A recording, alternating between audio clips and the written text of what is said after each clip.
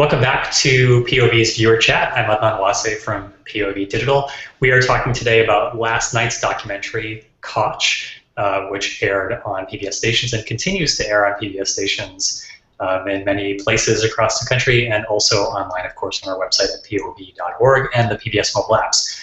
We are talking today with two very exceptional guests. First of all, we have filmmaker Neil Barsky, who's with us, filmmaker of Koch. Hi, Neil. Hi, how are you? He's been up there. And we also have Diane Coffey, who is now managing director at Peter J. Salman Company, but was for a very long time Mayor Koch's chief of staff. Hi, Diane. Thank you for joining us today. You're welcome. Hello there. And so we have a number of questions that are lined up for you, but for anyone who is with us live and you come up with a question as we're talking, feel free to keep adding your questions and comments on the Google Plus page. And if you are watching this well after it's live, then keep commenting on POV's site at pbs.org/POV/Koch, and we'll keep the conversation going that way. Neil, I did want to start with you, just some basics for people in case they actually haven't seen Koch. Can you tell us a little bit about what the film is about? Sure. Koch is a film about Ed Koch, who was mayor of New York City from 1978 to 1989. It's an historical film. It's about really the recovery of New York through one of the grimmest periods of its history, but it also weaves in a contemporary story of Ed Koch as a retired mayor. We shot this about a couple of years ago, and so it's also, I hope, a sensitive portrait of an incredibly engaging character, former mayor, as he struggles with his legacy in New York. So it's both about how New York was, how it came back, and a profile of one of the more compelling political characters, I think, our country's ever produced. Thanks, Neil. I'm just going to ask a few questions just to get us started before we get to comments and questions. Just getting into the making of the film Koch. You know, once you knew you were going to make this film, what were your first steps? What were the first things you did? Actually, my very first step was to reach out to Diane Coffey, because Diane, while she was chief of staff under Mayor Koch, remained very close friends of Ed's through the years. And everyone said, if you want to get to Ed, meet Diane. So I reached out through mutual friends. We talked. I told her roughly what I planned to do, because it was really not clear when you never really know how a documentary is going to wind up if you're open-minded. And Diane said, let's meet Ed. And the three of us went to Ed's office. This is probably, I don't know, May, June 2010. And he said, after a very short intro from me, he said, let's do it. There were no conditions. There were no promises other than we would do an honest job. He did want to see the film before it was done, but he had no editorial control. And I think being an old, an experienced politician, I think he understood the press really well. I think he understood that for this film to be any good, it had to be independent. So the first thing I did was call Diane. Then we went to see Ed Koch, and then once he agreed, I had to sit down and gather a team and hire a producer and hire a DP. This was my first film. I had a lot to learn, so it was very important for me to surround myself with great people, frankly, which I think we did. And then, frankly, the next steps were research and just reading everything one could read about the period New York City history, which was 78 to 89. So you had not done the research first. You had thought, what if I could make a film about Ed Koch? Let me meet him, and then. Well, I was, hopefully a living, breathing, thinking New Yorker. I was a reporter in the 1980s when he was mayor. I didn't cover him, but I was very aware of his impact on the city, and I followed the city. I was living here, so I saw that New York's recovery, and if you were living in New York in the 70s, which was a period of just dreadful decline, none of us would have dreamed that New York, contemporary New York, could have come to be. So no, I hadn't done no research. I was, I'm a student of New York. I'm a journalist, so I was aware of what had happened. But who to interview and what programs to focus on and what issues to cover and what issues to ignore, that's a research process, and you really even then don't really decide until you're cutting the film after you've shot way more than you're ever going to need, which we did, which is fine. So, it was a process. It was a huge learning curve for me, just from a filmmaking perspective, and also, frankly, getting to know Ed Koch. This was a very public man. This was somebody who was very accustomed to the camera, very accustomed to being interviewed, very hard to trip up, very hard to shock. So there was a little interplay, like how do we get the best out of Koch? When we were filming Verite, which is live action, watch him as life unfolds. He was amazing. He ignored the camera, yet he was aware it was there. He was funny. He was quick, and I felt very satisfied with the Verite scenes we shot. And in the interviews, it was much more challenging. He had heard every question before. It was very hard for us to get some new and fresh information. But I think in the end we concluded that the way he was answering questions revealed a lot about him, even if he didn't want to answer them any differently. And then there's the editing process, which is magical, where you take the archival and the verite and the interviews and you weave it all together to create a story. And that's editing magic, and that's an editor's skill, and we had a great editor, Juliet Weber. So a lot of different processes. I can't say it was linear completely. We went backwards a few times, but I think we were pretty happy. We were very happy with the result. Okay, and certainly we're going to come back to many of the issues you just raised about his. We have a number of questions about his awareness, sort of the filmmaking, your interviewing style, of getting information out of him, and of course his legacy. But I want to get back to the first part of this story, which is when you first met Diane. And I know, Diane, that Neil has called you the gatekeeper, so it sounds like this is a pretty easy to get in, but what was your recollection of when he first contacted you? Well, my natural inclination is to be a little apprehensive about any journalist who wants to do anything, an interview. I love journalists, but I know that they're after a scoop. They're after some revealing disclosure that has never been heard before. So why should Neil Barsky, even though he transitioned from journalism to Wall Street and now to filmmaking, why should he be any different? So I was concerned about that because clearly I cared and care about the mayor's legacy the way he does or did. And so I wanted to be sure. I think it's fair to say that I probably grilled him pretty avidly, but then I came away thinking, okay, I believe him, I think he's honest, and he's candid, and I think there'll be some warts in this film that we won't like, especially, but having said that, Ed Koch had said to me when we chatted about it on the phone, well, what do you think I should do? And I said, well, let's put it this way. No one else has offered to do a film about you.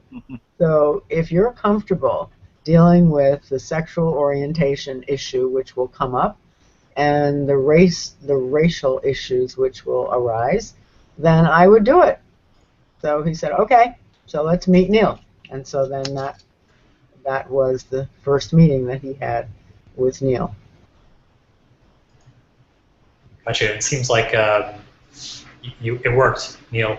Good job. So we've got a question here, which is actually getting to one of the filmmaking questions that that I just kind of alluded to. So here's the question: Mayor Koch has heard every question before, and you must have expected you weren't going to get any new answers. How did that influence your interviewing approach, and did that influence the approach to structuring the film? It's a really good question. It's true we may not have gotten any new answers, although maybe we did delve into some territory that no one had delved into. But what I think we first concluded, when we first shot it, I said, we're not getting anything. And then you bring in somebody who didn't know a lot about Ed Koch, and they watch the interviews, and they say, holy cow, this is fascinating. So first of all, one's own level of familiarity is not always the world's level of familiarity. So a joke I may have heard, no one else has heard, and it's still funny. So that's, on one hand, you go with what you got. But then I think there were certain issues, his personal life, his legacy, regrets, no regrets. And then I think we concluded that sometimes people, they reveal when they don't reveal. So the fact that a lot of these answers were kind of routinized said something about Koch. And I think this was a brilliant man, but not particularly introspective person. And so, personally introspective, or at least he didn't want to share with me, and I don't think he wanted to share with any writer. So we showed him being not particularly personally introspective, which is itself revealing. So, what you want to do it is true that our first instinct was, oh, we want to get the scoop and we want to get new information, and you know, everybody wants that. But I also think what you really want is an honest picture of somebody. So if he's been spending his entire life talking about his sexuality by saying it's no one's business, and talking about what it meant to him as it related to his political career, that in itself is an honest depiction of who this guy was. So going behind the scenes was not necessarily, or getting a scoop, which would have been fine, but I think we revealed quite a lot just by going over how he dealt with various issues. And with race, you know, he says in the film, I regret that how he dealt with the closing of a hospital in Harlem. And was that heartfelt? Some people think it was, some people think it wasn't. You know, I'm of the school that you tell it like it is and you let the viewer make up his or her mind. So I think I hope we overcame this notion that we have to get fresh, new, brand new stuff. 99% of people who watch this film learned a ton because Koch, you know, was not as familiar to them. But I also think he revealed a lot about himself, even though he didn't reveal any of his secrets, if you will. Did you ever consider, if Koch had said, no, I don't want you to make a film about me, that you would have gone ahead anyways? Absolutely not. There's no way you could make a film about somebody who's no longer public. I mean, it's not like, you know, we followed him around. We had amazing access to his life. We went to his family when they broke fast at Yom Kippur. We followed him around the night Andrew Cuomo was elected governor. We had access to, we followed him home through the hallways at night. These things are essential to filling out the picture of who Koch was. So it would have been very impossible to do. So no, we could. I don't think we would have done it without his cooperation. There'd be no film. He probably would have also told people not to cooperate with us. But you have to understand, yeah, even though he cooperated, he had no input. And it's very rare to find a public figure, whether it's an athlete, an entertaining, or a politician, to give free rein to a filmmaker, a documentary filmmaker. There was no question that was out of bounds. And so, you know, I think he took a gamble, and I think it was a good gamble, because I think we'd come out with a pretty fair portrayal, that the truth will out. Diane mentioned there were 2 issues. There were a couple more than 2, but I'd say there were 3 issues that were kind of hot-button issues. One was the sexual orientation, which we dealt with, which was a critical part of his political biography. Second was race relations, where I think going into the film, and I told him this, and I think even out of the film, I think he was sadly divisive and did not do a lot to bring the city together, and made things worse with respect to relationship with the African American community. I thought that after we finished filming. I still believe that, and that comes out in the film. And the third issue is the mayor's response to the AIDS crisis. And there, again, I think we depicted, you know, people may not know, but there was a lot of animus towards him in the gay community who felt the administration was slow in responding, and it was related to their perception that Koch was gay and in a closet. And I think we dealt with all these things forthrightly, and people can make up their own minds. You know, my own view is that the city was slow, but it caught up. And a lot of places were slow. And I don't want to let Koch off the hook, but it wasn't like he was the only politician that was slow in responding to the crisis. It was you know, a multifaceted thing. But there's a lot of bitterness toward him still in the gay community or the AIDS activist community, and I think we reflected that. So, you know, to me, it's not a matter of having a personal agenda. It's a matter of telling him what biases we may have going into the film, and then doing as honest a film as we could. Diane, here's a question for you from Google+. And I guess it's a question for Neil as well, but I'm going to ask it to you, Diane. How did Koch feel about being filmed? I'm assuming specifically about this film.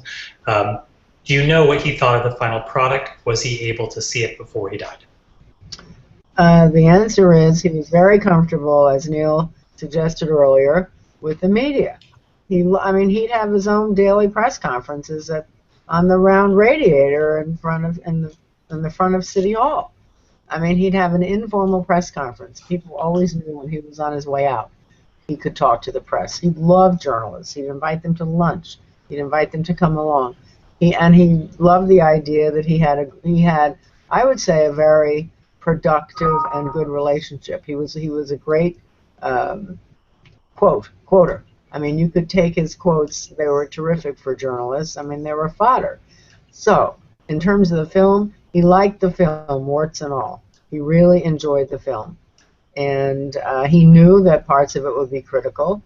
But what Neil did in this film, and I've said this before, was very clever because he took people who had been critics throughout Koch's public life, really, from the time he was a councilman, a congressman, and then mayor, and he got them somehow to begrudgingly admit that the mayor had done a terrific job. I mean, Wayne Barrett, to say his housing program was like the pyramids, like building the pyramids. That's a major statement from someone who was always a critic. A lifetime critic. A lifetime critic, exactly. And Calvin Butts, who also rubbed horns with Ed Koch. And for him to suggest that Ed Koch was the mayor of his lifetime, that's an important statement from someone as important as he is. So the mayor appreciated those tributes, especially the ones that came from people who had been criticizing him forever. So yes, he liked the film. He saw it before he died in Neil's office, and he went to, I think, maybe one other film, two other showings of the film, one in East Hampton and one at Lincoln Center, and he enjoyed it. Listen, there's nothing that he didn't like about seeing himself in the movies. So I think that was like a carrot, holding out a carrot to him.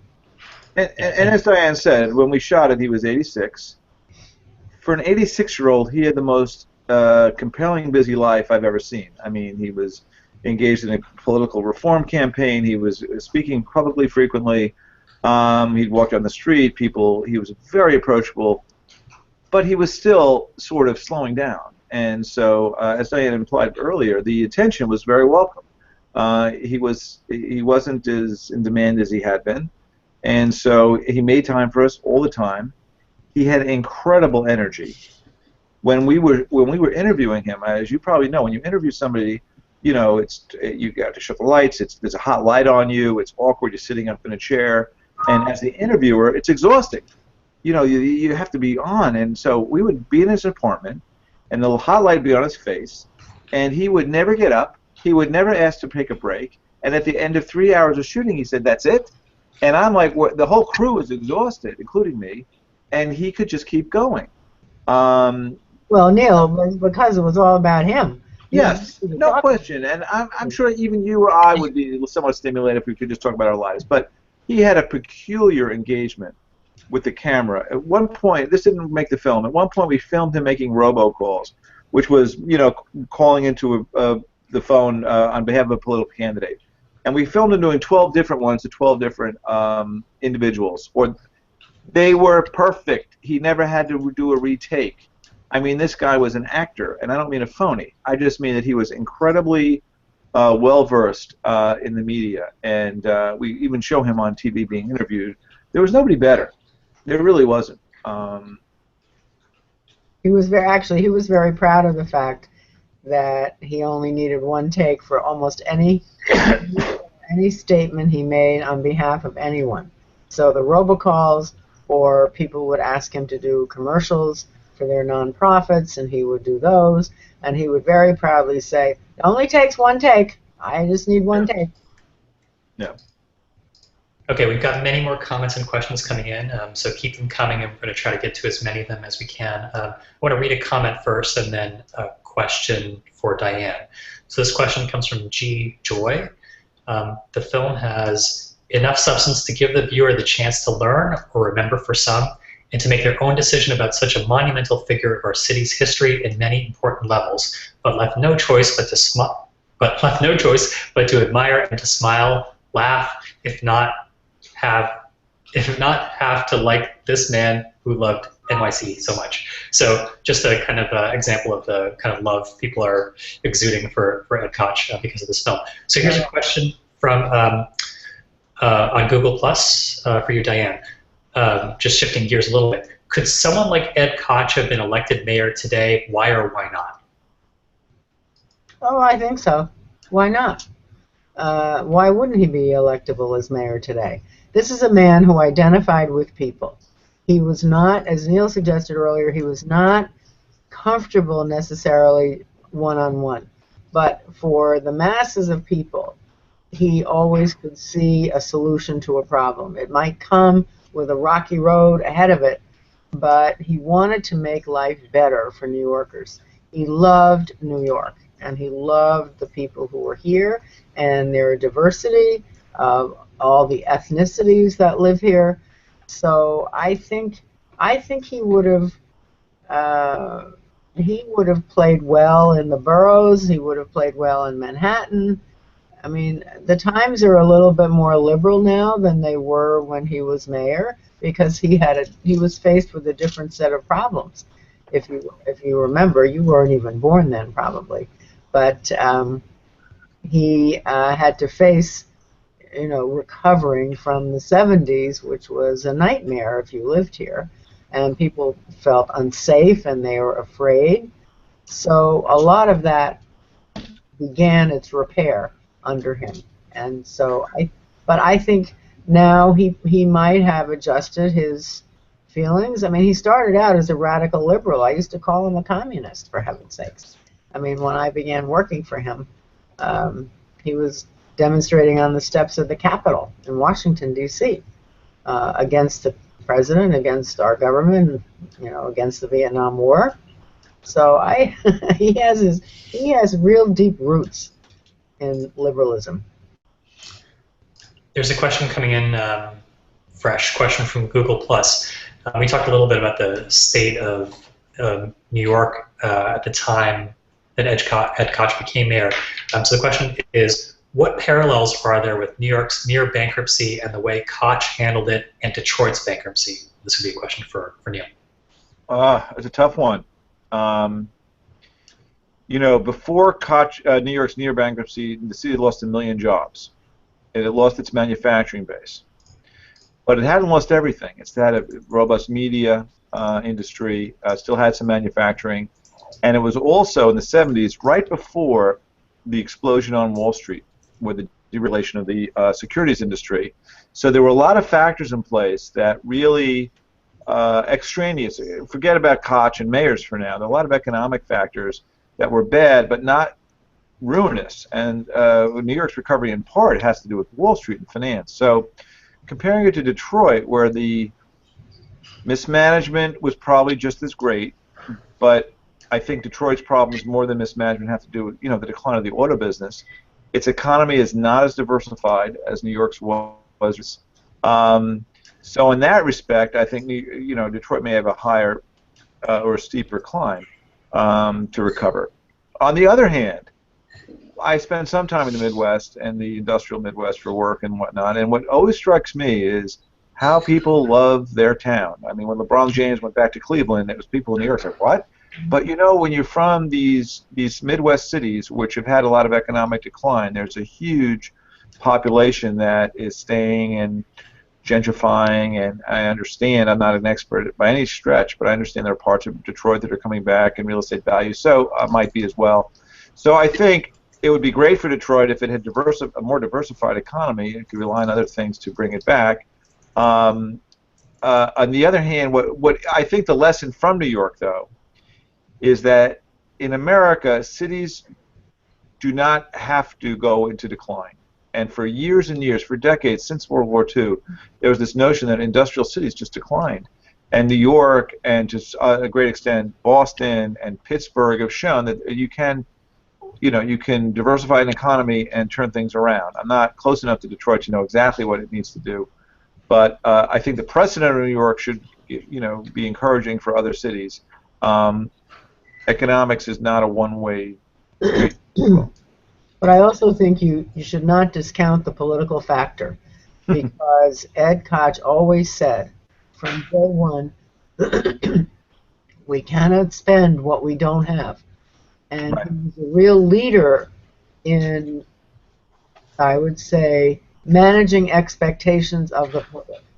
So that whereas someone in the film said it, probably articulated it better than I will, but he said that people were not used to, I think it was Michael Goodwin, Right. people were not used to the word no. And Ed Koch just said no.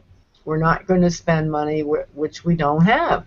That meant on cultural organizations, it meant on labor contracts, it meant in a whole host of areas.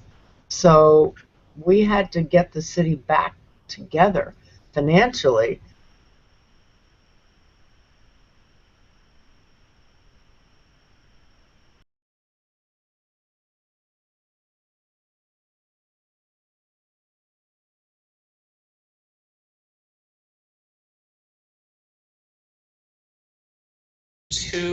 Two questions for Diane that are related, so I'm going to ask them together. The first question is, what was the most challenging aspect of being Koch's chief of staff? And then the second question is, what kept you working for him for so long? Well, okay, the most challenging aspect, I suppose, was to try to be a step ahead of him, which was not easy because he thought ahead, he thought energetically. He was, as Neil said, he was constantly energized by running the city. So how to manage all the various elements underneath him. And actually, I would say for an organization as large as ours, we all got along very well together. We had very few rivalries or competition among us because we were all really after the same thing. So, but try to think a little bit ahead of him, difficult. And why was I there for 12 years? Well, I mean, it was a great adventure every day. Every day you did not know what you were confronted with. Wonderful management style himself, which was to, if you suggested something, he might say to you, even though it didn't seem naturally to fall in your bailiwick, go do it. Go look into it. Go take it over. Go take charge. Go look in. Go tell me. Explore. Find out. Find some of the answers. So you're challenged every day by that, and your job is varied. So it was just great. And he was a man of extraordinary integrity. So you never had to worry either about recriminations if you disagreed with him, which was, in my case, frequent. And I mean, he'd be angry. He'd become angry if you disagreed. But I didn't have any other agenda, and he knew that. So eventually, it all worked out. It was just it was just great, very rewarding. One of the interesting things about Koch's management style, which is that even though he had enormous ego and he loved the spotlight, he also could share the spotlight. So his commissioners and his deputy mayors became stars, and they would have press conferences and they would be interviewed. Whereas his successors, Dinkins, Giuliani, I would say Bloomberg even, and the current mayor, they like the spotlight and they don't share it. And so we got to know, as just New Yorkers, the whole range of Koch aides, and they'd be on the Sunday TV shows, and he did not mind sharing the spotlight. And I would say, at the risk of over-flattering Diane, he attracted talent. I mean, the people who worked for him went on to do amazing things, and many of them are still in government and certainly were active in the Bloomberg administration. So while on the one hand he liked the spotlight like nobody else, he didn't need to hog the spotlight, as opposed to, let's say, Rudy Giuliani, who fired his police commissioner, Bratton, in part because Bratton was getting too much credit for the drop in crime. Koch, if that had been under Koch, Koch would have put his arm around the guy and said, "We did it," and that would have been that. So his ego worked in different ways. He was not a selfish man when it came to the spotlight, and he, as a result, he tended to attract very talented men and women. No, to Neil's point, actually, he would say, if somebody did a good job and they had a press conference and he wasn't there, he would say, look, if he's done a great job, I'm going to take all the credit anyway. And if it's a terrible job, he's going to get the blame. I'll give it to him. There was one example of a commissioner who is the head of HRA, Health and the sort of welfare organization, and he gave a very, very, very long interview to the New York Times, and then he ended up saying something that was derogatory about Koch. The mayor, I wish the mayor cared more about poverty. And that was like at the end of a 4-hour interview, and it was the front page of the paper. And I remember Koch called him up, and he didn't yell at him. He said, "Look, never give an interview to a journalist more than a half an hour." And it was really good advice, because if they get you long enough, you're going to say something you regret. He wasn't vindictive in that way. I mean, he held grudges. He had a very long memory. We go through a lot of the film is about his relationship with the Cuomo family, Mario and Andrew. And I think to his dying day, there was real spite and animus towards both of them. And I think it was mutual. But he wasn't small-minded, and he wasn't vindictive in general to people who may have, screwed up when they worked for him. Okay, another question. This one is for you, Neil. Mayor Koch is one of the city's best-known figures. What did you learn about him over the course of making this movie that surprised you? Did you realize at some point that you had made any mistakes about him or any aspect of Mayor Koch? Well, what I learned, I mean, I learned all the things we're talking about now.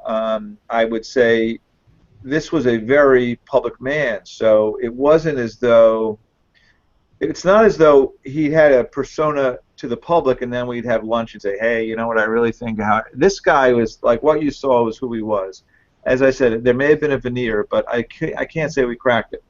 And so I think what we depicted was a very accurate, consistent portrait. What mistakes I made, I mean, I could tell you I made 1,000 mistakes or no mistakes. I mean, there are a million things I wish I'd done, but if I look back at the film, I think it's a fair and honest portrait. So, most of our mistakes you won't see because we fixed them. And it took a long time to edit the film. It took over a year. And part of that was the complexity of the movie, because we were weaving two stories. We were weaving the story of New York when he was mayor, 77 to 89.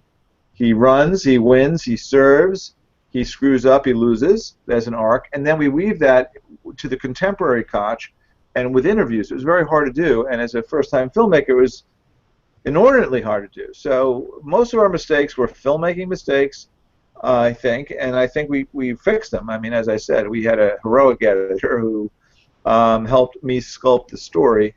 I'm very comfortable with the Ed Koch that comes off on the film. And to me, the goal wasn't to make a movie about how great Koch was or about how terrible Koch was, but to really try to, we're journalists. We want to, truthfully, just paint an honest picture of the guy. I mean, I know people who saw the film and who said, I like him less. I don't like the way he approaches his sexuality or the AIDS crisis. I like him less. There are others, and probably more, watch it and they say, I like him more because of his humor and because of what he did for New York. And that's exactly what we wanted. We wanted people to see the film through their own prism and make up, their minds about what they thought of the guy. So Diane, I could ask you the same question in a way, which is, I'm assuming nothing surprised you watching the film, but do you have a favorite scene? Well, I love the scenes where Ed challenges the public. I mean, I think he didn't stand for any nonsense, and he was impatient. And if you didn't agree with him, he took you to task. There's one funny scene where he's at a dinner or a luncheon, rather, and a woman challenges him about why he supported the candidacy of the Republican candidate for district attorney, and he just liked him, and he agreed, and he didn't care that he wasn't a Democrat. So I mean, he bullied the woman in this scene about gay marriage, if you recall. He was a bully, but he was a charming bully. Not always, but frequently. But my favorite of all, probably without him, were the comments of Calvin Butts, Reverend Butts, who I thought was just superb and really understood the mayor. And Neil cleverly wove these comments through the film, so that at the end of the film, he says to him, Ed Koch is the mayor, in the comparison with the others who had passed earlier. So some of this chat is absolutely about Ed Koch's legacy, so we have a couple of questions and comments about that. I'm going to post a comment first, and the comment is actually kind of a nasty comment, but I think it's getting to something that no one has actually asked specifically. So the comment is from Peter Staley. and he says on Twitter, saw Koch, and it doesn't expose the true extent of his risible AIDS legacy. And then there's kind of an ad at the same time, see Survive with Like for more, which is how to survive with like another film. And then there's another question, which I believe came in on Google Plus as well. The film touches on Koch's legacy in housing. Excuse me. The film touches on Koch's legacy in housing projects, Times Square, etc. What do you see as Koch's legacy? So I'm shoving the AIDS question into that same question as well. Well, I think the AIDS question deserves its own topic. I think it's born of a lot of anger and pain, and it's almost something that I don't feel qualified to even judge.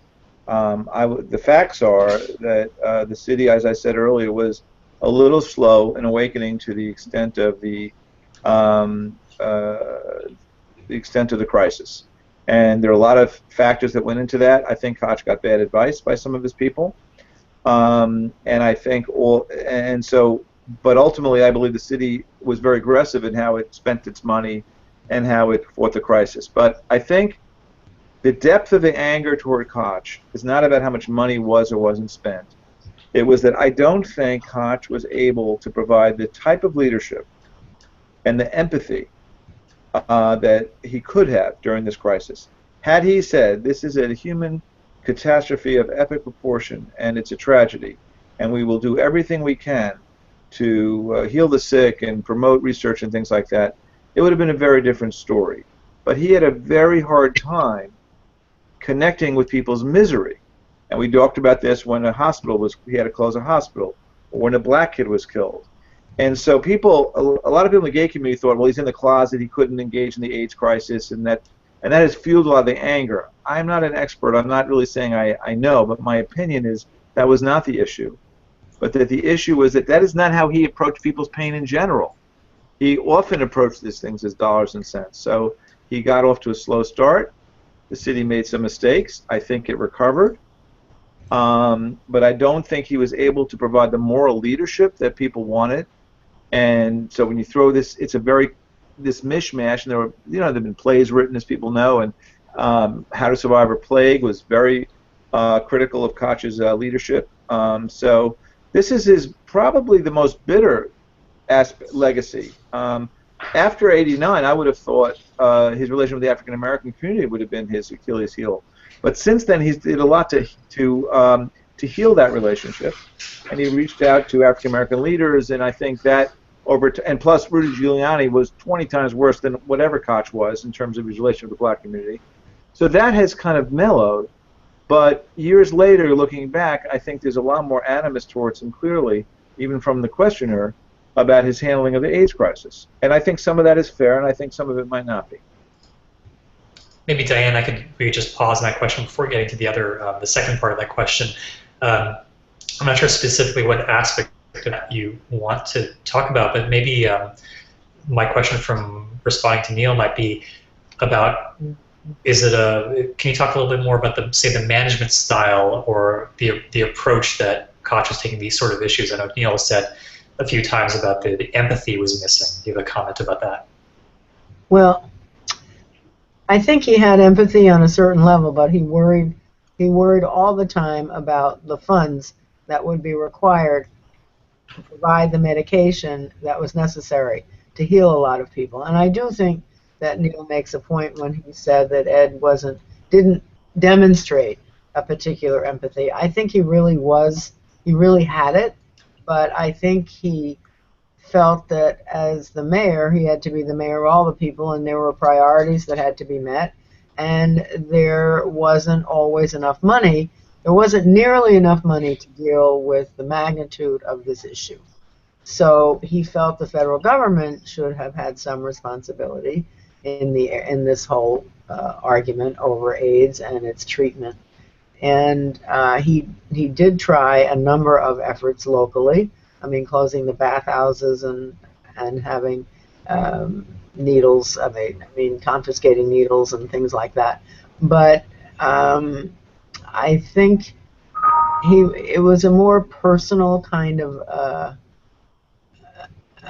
an involvement that people were looking for, and they didn't receive that from him.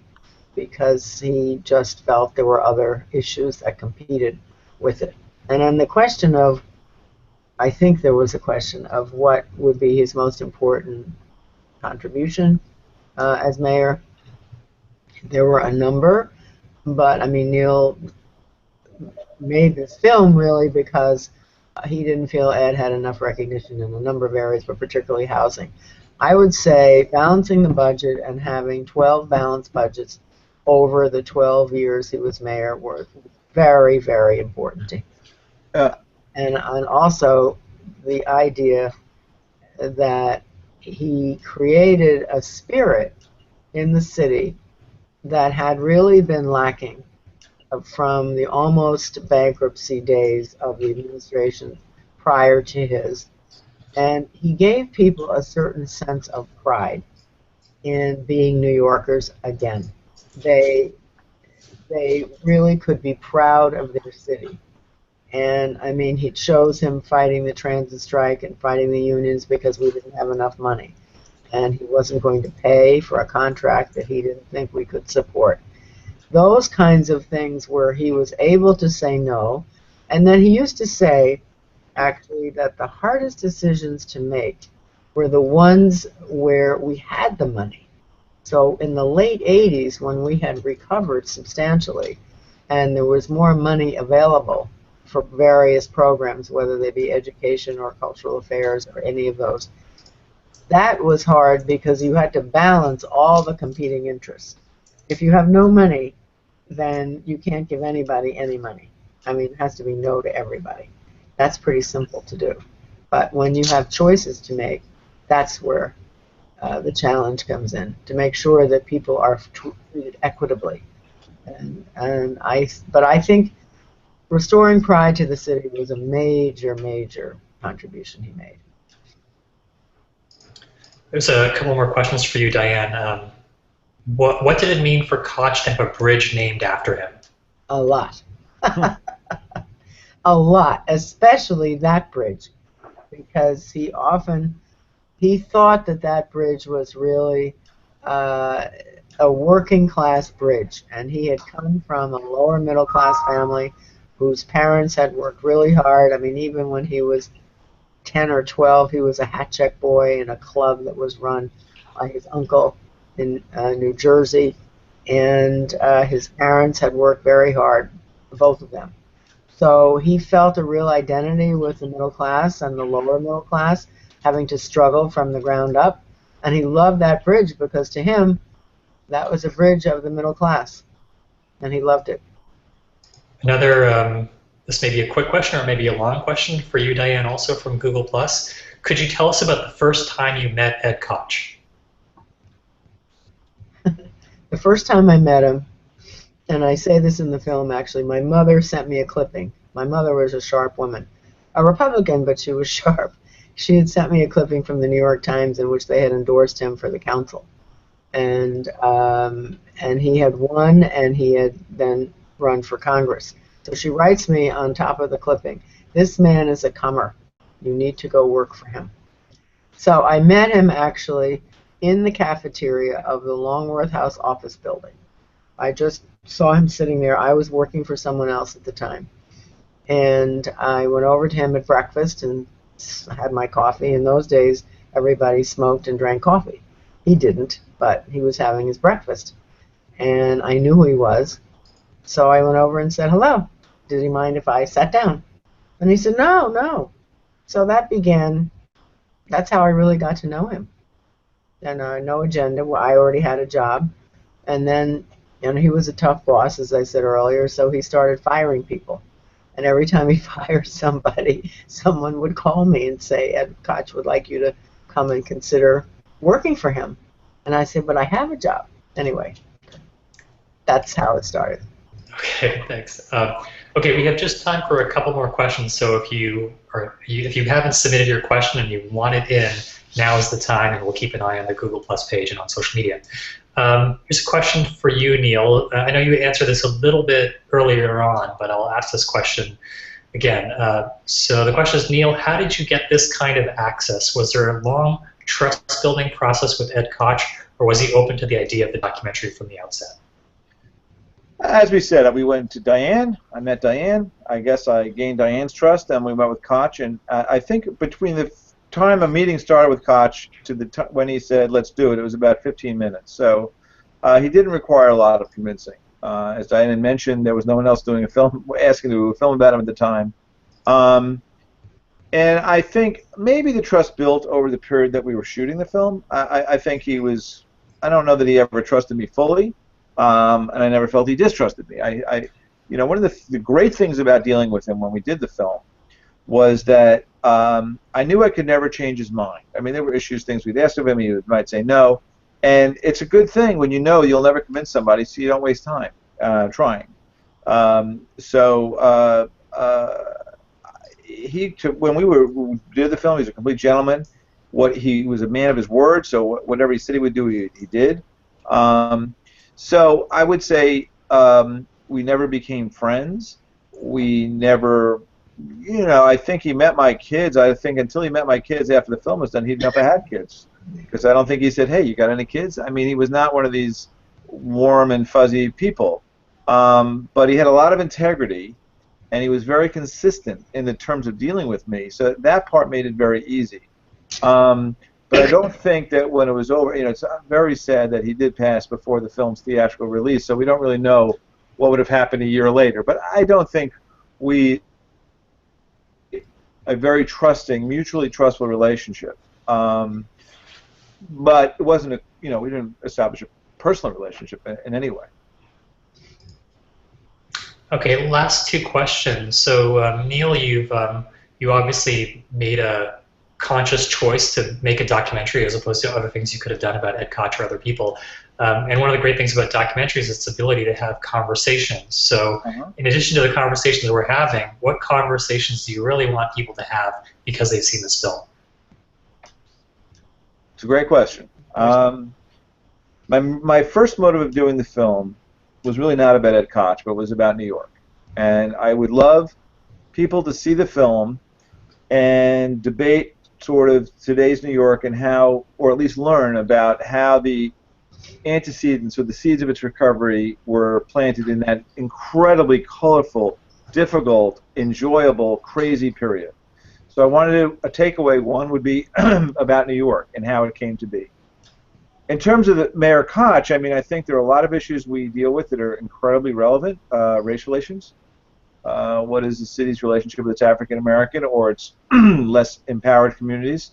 I hope that people come out talking about that. And frankly, privacy is still an issue. Ed Koch was a man of his generation. He was born in 1924. There were very different mores and attitudes about sexual orientation, but nonetheless, I think he was pained in general at the way he was treated. We deal a lot about slurs and whispers and gossip about his private life, and in his response to the film is, "It's none of your effing business." That's a somewhat out of date response, but I think it's still a valid one. And I think another conversation would be, what is one's right to privacy if you're the mayor? Nowadays, I don't think anyone could get away with saying none of your business. I think the public's appetite for intimate details of its leaders is quite high, but that's another conversation that this film could engender, because he took a very different stance, and because of the era in which he lived, he got away with it. I shouldn't say got away with it, because I think he was being very pragmatic. If he was gay and he was public in the 70s and 80s, he would never have been elected mayor in 1,000 years. So you have to be a little empathetic with him, sympathetic with him, and his own dilemma, because this was a man who wanted to be mayor. I guess there's a last question for you, Diane, which is sort of similar, but it's phrased a little bit differently. And the question is, what do you want people to know about Koch? I think everything that Neil demonstrated about him and his administration is a great lesson. It's not the in-depth book that Robert Caro wrote, which was so fantastic, about Robert Moses, which should be a primer for everyone, but it certainly is illuminating for the period of the late 70s and 80s when the city was in its recovery, and for them to understand that he was really a leader of people. And as he said himself to Neil in the film, You have to do something in New York to stand out. You have to make people follow you. You have to be a leader. And that's what he was. And that's what I hope people will understand. He loved the city more than anything. And so I think that's demonstrated in the film. All right, thank you, Diane and Neil. We're going to end the conversation here. Thank you to all of our viewers on social media for sending us these great questions and comments. I want to remind everyone that if you've not seen the film or if you want to watch it again, it's streaming now on our website for a limited time, pov.org, and the PBS mobile apps. Those links will be below on the Google Plus page if you're watching us live. You can stay connected with us, of course, on Google Plus, on Facebook, on Twitter, on our website, pov.org. You can also stay connected with Neil. Neil's on Twitter at nsbarsky, and also, in addition to finding the Koch companion site on pbs.org, you can also visit kochthemovie.com. Thank you so much. Thank you, Neil, for being with us today. Thank you, everybody. Time. And thank you, Diane. Thank you very much. Thank you. Okay. For future Doc Chats, keep in touch with us on Twitter and Facebook and suggest some topics. And our next film on POV will be in 2 weeks, which will be The Act of Killing, so I hope you'll watch that. And we will see you again soon in this viewer chat. Bye-bye. Bye-bye. Thanks a lot. Bye.